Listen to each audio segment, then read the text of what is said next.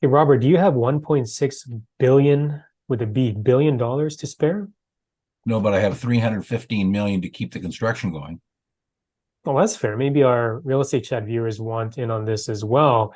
And we're talking about the iconic project that I'm sure some of you have already seen this if you're on the TikTok, the Instagram, the YouTube, and the real estate chat with John Perez. and Robert Eade. So I'm going to post a photo here somewhere in the editing when we do our magic editing of a dinner that was in 2017.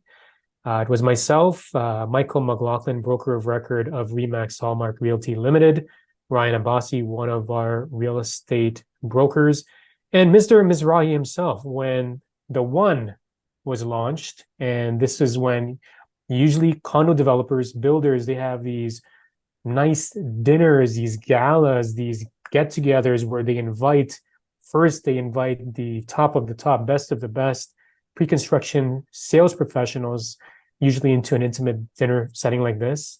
Then they invite the offices, everybody selling to their clients, to their investors.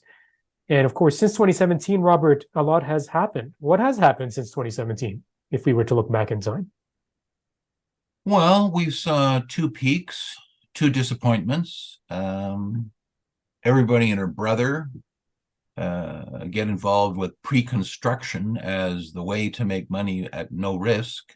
And quite a few people disappointed that that was not true. Well, we also saw the pandemic. COVID happened. Some of you remember when, well, Zoom became a big thing, and we still use Zoom today, but Zoom became the thing because of work from home. With COVID and with the pandemic, money became cheap for a very long time.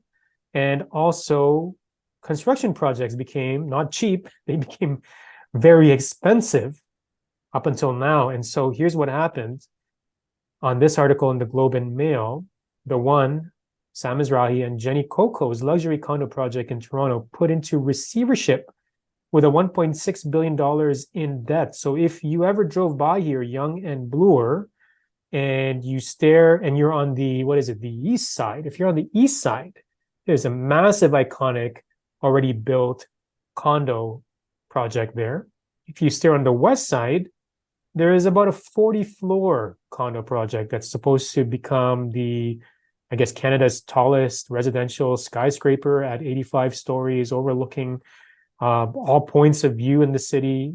Massive, very expensive project that is now in receivership with $1.6 billion in debt. This is an article that you should read, so we linked it in the description. But Robert, what does receivership mean? Receivership means a person is appointed by the people who have loaned, on behalf of people who have loaned money, and their interests are represented by the receiver.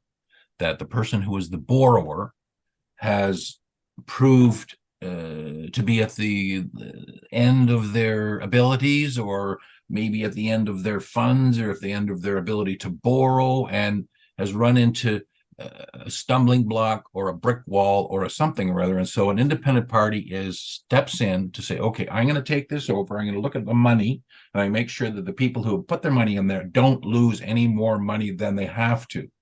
So it's for the protection of the creditors.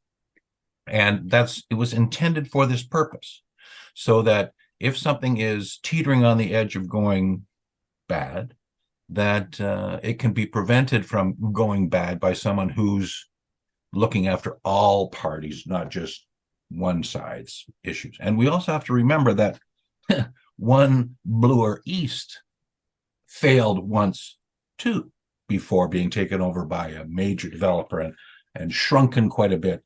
And it suffered from a lot of the same problems. These are very small sites in the middle of, there's subways all over the place. Not enough parking. You can't dig down deep enough for the parking. You can't get insurance to dig that deep. Well, from what I remember at this dinner, what they were announcing is none of the units, if I remember this correctly, 2017 was a long time ago. There were no parking spaces, albeit you had the opportunity to use a concierge service. So if you had a car, concierge will, I guess, take your car. There's parking elevators and all that. I mean, you can imagine how small of a space this is at Yonge and Bloor. 416 units, 416, nice little play on the city, 416 units in total would be completed. At the end of August, 346 condos, only 83% of the available units had been sold. So if you got a couple of $1 million and you want to buy some of these expensive units, you still can. Project will now is expected to exceed over $2 billion to complete. So I forgot the exact number. This was mentioned in another article, but there's several hundreds of millions of dollars, needless to say, over budget. Now, Robert, as a real estate chat viewer who has subscribed, and if they like this, has clicked like, if I'm buying pre-construction, I mean, of course, an iconic name such as Dewan, such as Mizrahi, is not every project bears these names. I mean, of course, the local projects from various different developers, some of them have a great reputation, some of them are newer, and so track record may not be there. But as a pre-construction condo buyer, if I'm thinking of buying an assignment today because I think it's very juicy and there's opportunities there, or if I'm saying, you know what, I don't want an assignment because I can't close in maybe 3, 4, 5, 6, 8 years from now, should I be worried about things like this happening? Yes. Like, how do I protect myself? This fella was breaking rules all over the place. He was coming up with innovations for design, innovations for construction. And if he only sold 80 of 400, then what about this 70% where you got to sell 70% before you proceed with construction financing? He was getting money from offshore. Perhaps he pushed his luck on a few aspects of the building. I don't know.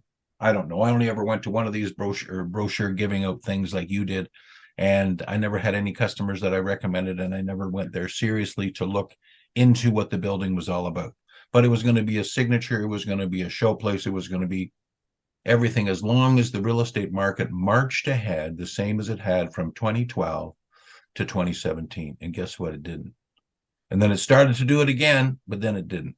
So it's a real estate developer has got to be optimistic. A real estate developer has got to be pushing the envelope. A real estate developer oftentimes loses one of his limited company that's controlling the project. He doesn't die, but the project dies. And well, this is an iconic project that's supposed to be prominent on the skyline of the city of Toronto. And so it's not going to fail. I mean, obviously, anybody who has bought into the project, there'll likely be delays in terms of your occupancy. Costs have become exorbitant. I can only imagine what kind of tear in terms of the profits this is going to take out of whoever's owed money here, in terms of whoever has invested in it with the anticipation of making a lot of money here. But for our real estate chat viewers and anybody watching this for that matter, a lot of these condo projects, we're not here to say it's great or not. I mean, obviously, Robert has his point of view on it. I've got my point of view on it. And we've said it in the past. At one point, every one of these condos you're buying resale was a pre-construction condo project. But what seems to be very prominent today, especially now that the market is the way it is, there are events where a group of condo developers are getting together and they're giving away cars and they're giving away trips and they're giving away high incentives on the commissions and all that sort of stuff. Just to be transparent with you, don't get caught up in the glitz and the glamour and the glossy brochures and the videos and the food and all that stuff. At the end of the day, you've got to be smart with, am I buying this in the right neighborhood? Am I buying it for the right price? What else, Robert? Hey, Robert, I know your thoughts on pre-con, but let's say, for example, I'm your stubborn nephew, and no matter what you tell me, Uncle Bob, I disagree. I still want my pre-con. What would you tell me to watch out for? Oh, to watch out for? Well, people buy pre-construction for the wrong reason. You buy pre-construction because you are betting against time, and you're betting against construction trends, and you're betting that the market continually goes up. Now, if it does all those things, then you win. If it doesn't, and it really hasn't since 2007, you lose. You get a unit that is worth less than what you paid for 7 years before, and a tenant has to be found for that particular unit. So yes, I have a negative attitude towards pre-construction. Now, again, this was an iconic one. This reminds me more of the Ritz-Carlton than it does the Trump condos or Shangri-La, but they're all sort of the same breed. They were cutting new ground, and this one was just a bridge too far. It was just too much. And guess what? Anybody who paid $2 million, $3 million, $7 million for a condo on spec, they have more money than brains. All right, well, real estate chat viewers, let's have a quick casual survey. Did you buy a condo at the one? And if you did buy it, we'd love to hear from you. What are the chances we'd get one of the 380-ish buyers of the one share some information with us? That would be really neat. For all real estate chat viewers, have you bought pre-con lately? Or have you been looking into assignments? Make sure you type into the comments what you think about these. And, have you invested in condos lately? Or are you looking in the resale market for condos that have maybe dipped in price? And because of the sheer inventory of what's listed on the market today, like Robert, I mean, I'm sure you'll agree. If you disagree, tell me. But because of the sheer number of condos listed for sale and desperate sellers in some of these cases that have bought and need to close, would it be fair to say that if you are an investor and you wanted to do something and the price is right and the terms are right, would it make more sense to buy a resale today than a pre-con or even an assignment? Well, I'm a resale registrant. I like to go there and see what I'm going to get. I'd like to see what the master bedroom is like. I'd like to see what the bathroom is made of. I'd like to see what the kitchen is. And if it's 5 or 6 or 25 years old, I'd like to see what kind of shape it's in and how much money it's going to take to rehabilitate it. With the pre-con, you don't know what the original guy decided to not buy and the choices that that person didn't take. And so it's a gamble on top of a gamble. So just let them all filter out. Let the economic viability clauses sort out this oversupply. Just hold your money. Hold your money. You get 5% in a GIC. Just hold your money for a little while. Hang tight. I guess the message is hang tight. Uncle Bob will tell you when to buy. Thanks for watching this episode of Real Estate Chat. Make sure you share it with your family, friends, loved ones, and do the right thing, make the right decisions for you, work within your budget, and keep on watching Real Estate Chat. Thank you very much. Take care and bye for now. See you guys.